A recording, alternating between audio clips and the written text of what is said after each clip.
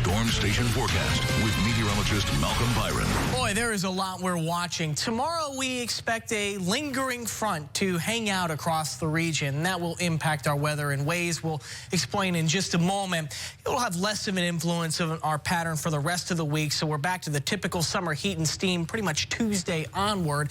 And then the Atlantic Basin is awakening. We'll recircle back to that in just a couple of minutes when we track the tropics after the Storm Station 7-day forecast. Now looking at water vapor imagery, we look to the northwest, and there's actually a disturbance, a little ripple in the upper levels of the atmosphere positioned over the central plains, and it is moving southeast toward us.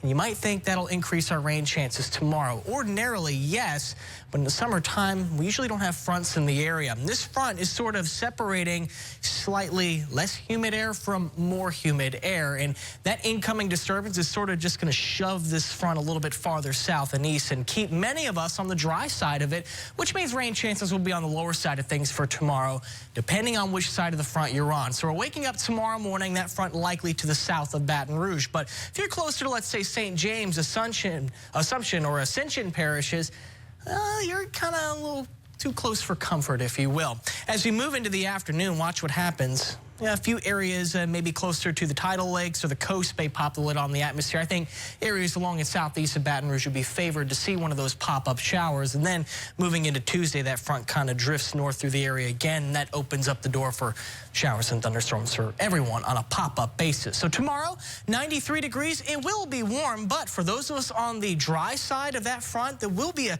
slight humidity drop. Notice right now these dark green shaded bars on the humid side of things. It's humid out there, but we go sort of one step down more into this muggy category tomorrow afternoon before it goes back up on Tuesday. So enjoy that slight dip in humidity because we'll take anything we can get this time of year. So there's your Storm Station 7-day forecast, about a 30% rain coverage on Tuesday. So rain coverage is starting to go up just a little bit. There'll be some minor day-to-day variations, but the bottom line is through the rest of the 7-day forecast, we have highs in the 90s, lows in the 70s with spotty to isolated storms. From the Storm Station, we're tracking the tropics. All right, here's the interesting thing. That front we've been watching actually extends off to the east, out into the Atlantic. And there are a couple areas we're watching, first of which Dexter formed along this front. It had to detach from the front before it became tropical in nature.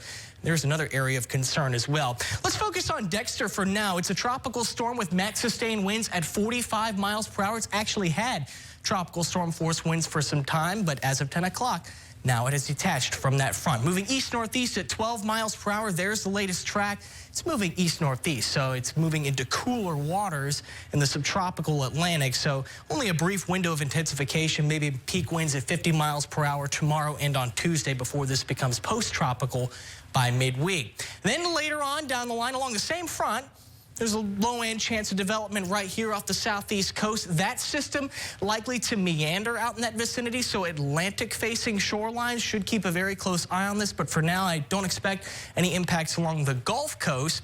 Then we're going to go way out into the Atlantic. This orange X right here is a tropical wave over Africa. That will move into the tropical Atlantic.